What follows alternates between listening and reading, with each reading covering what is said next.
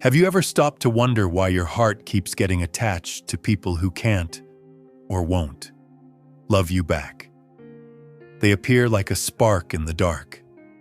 They smile, pay attention, say just enough to awaken something deep inside you.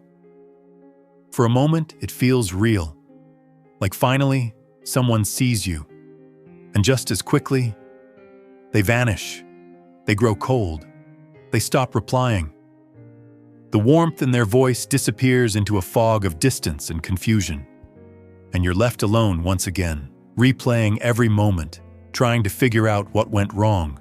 You blame yourself. Maybe you came on too strong. Maybe you weren't enough. Maybe you were just too much. But what if I told you this isn't random? What if I told you this painful pattern has a name? You are not cursed. You are not broken. And you are absolutely not unworthy of love. In fact, what you're experiencing might be something much deeper, something rooted in your unconscious mind. According to Sigmund Freud, we don't choose who we love with logic.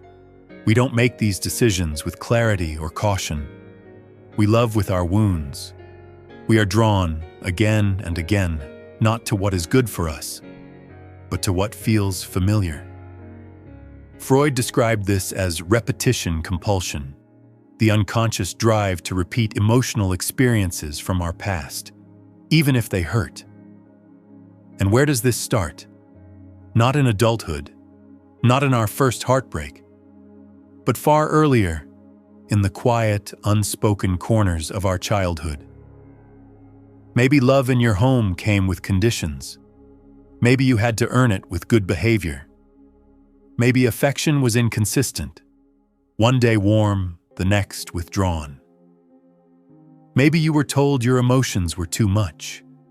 Maybe you were ignored when you needed comfort the most. And what does a child do with that kind of pain? They learn to adapt. They shrink themselves to fit into someone else's comfort zone. They chase love.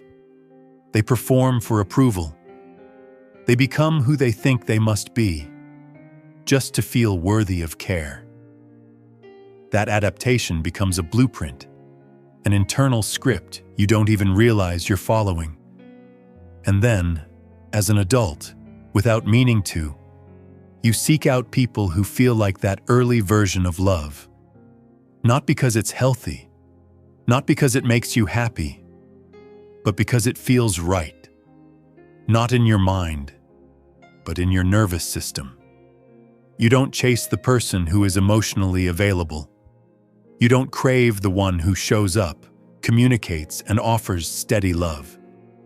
You chase the one who mirrors your past, the one who is distant, the one who pulls away just enough to keep you reaching, the one who makes you question your worth, just like before.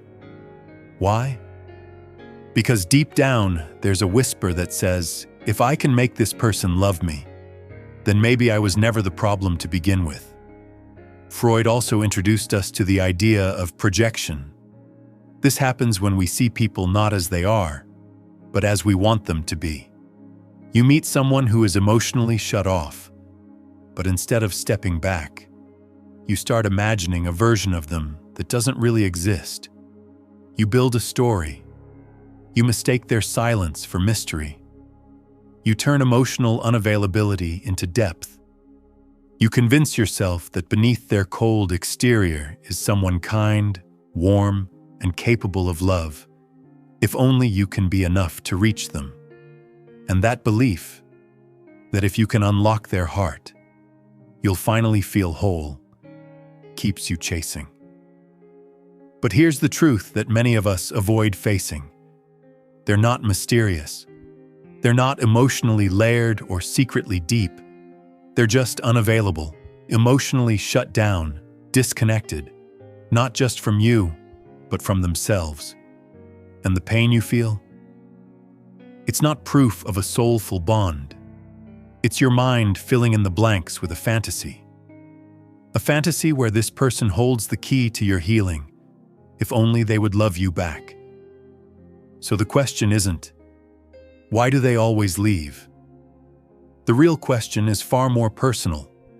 Why do I keep giving my heart to people who don't have the capacity to hold it? And the answer? Somewhere deep inside, there's still a belief, an old, unspoken belief, that real love must hurt, that love must be earned, that if it doesn't come with struggle, it can't be meaningful. That pain is proof you care. That rejection means you're close, and that being chosen by someone who keeps pulling away will finally prove your worth. But that belief, it's not yours. It never was. It was passed down to you, not in words, but in patterns. Through experiences with caregivers who couldn't meet your emotional needs, who didn't know how to love in a way that made you feel safe, seen, and held. And now, you're trying to rewrite the story.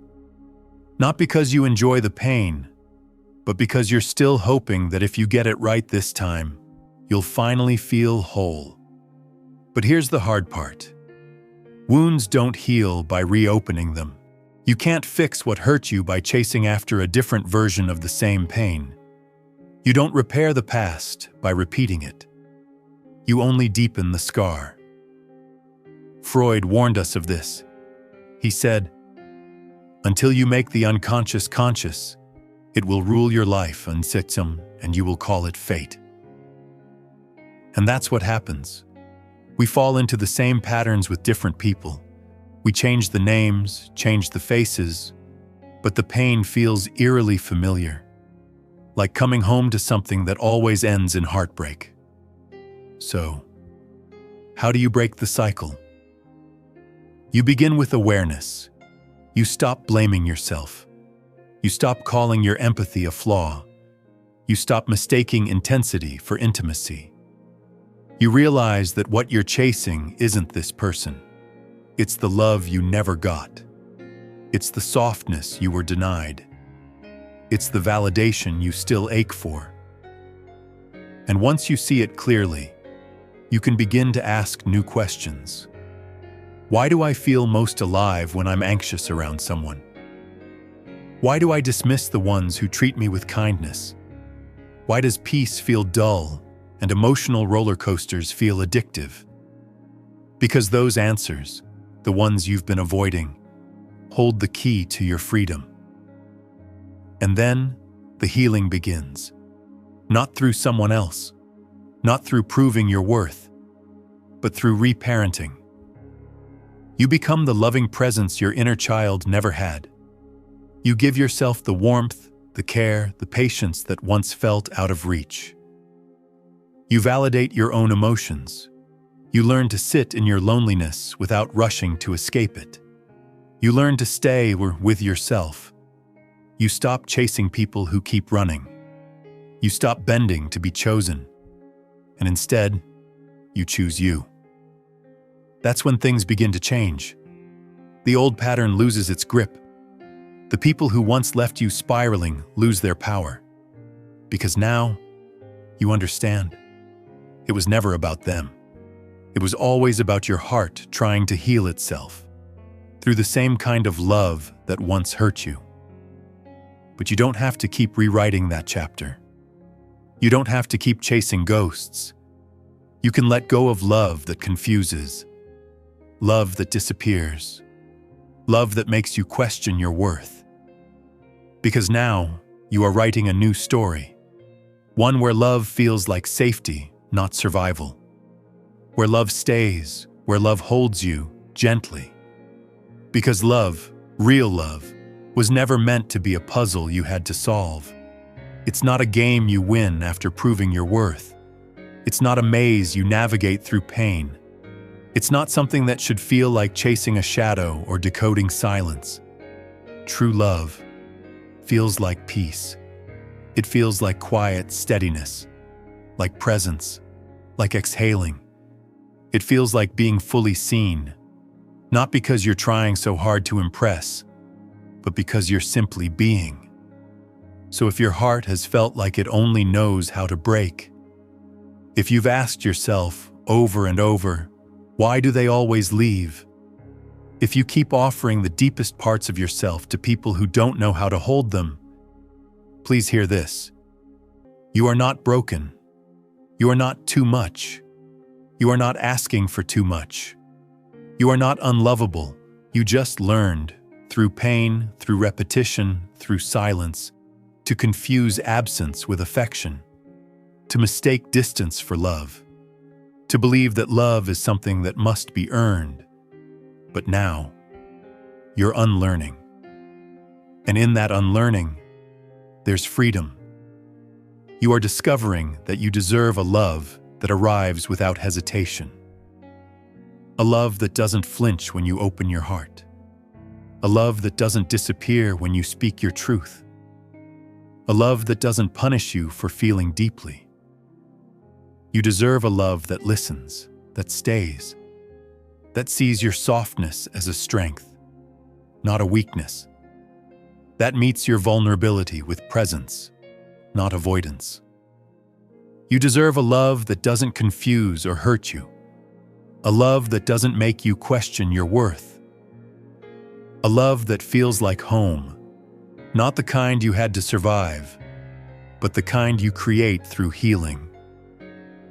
And as you keep healing, something beautiful begins to happen.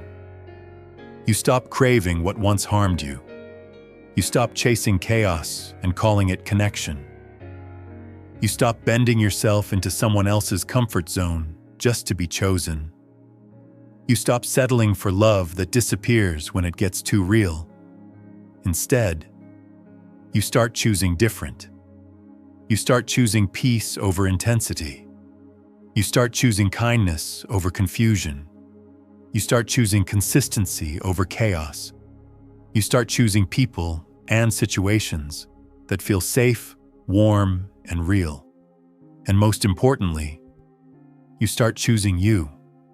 Because maybe this was never just about them. Maybe this entire journey, every heartbreak, every tear, every lesson, was guiding you back to yourself. To the moment you finally stop abandoning your own heart to chase someone else's. To the day you decide that your worth isn't up for debate anymore.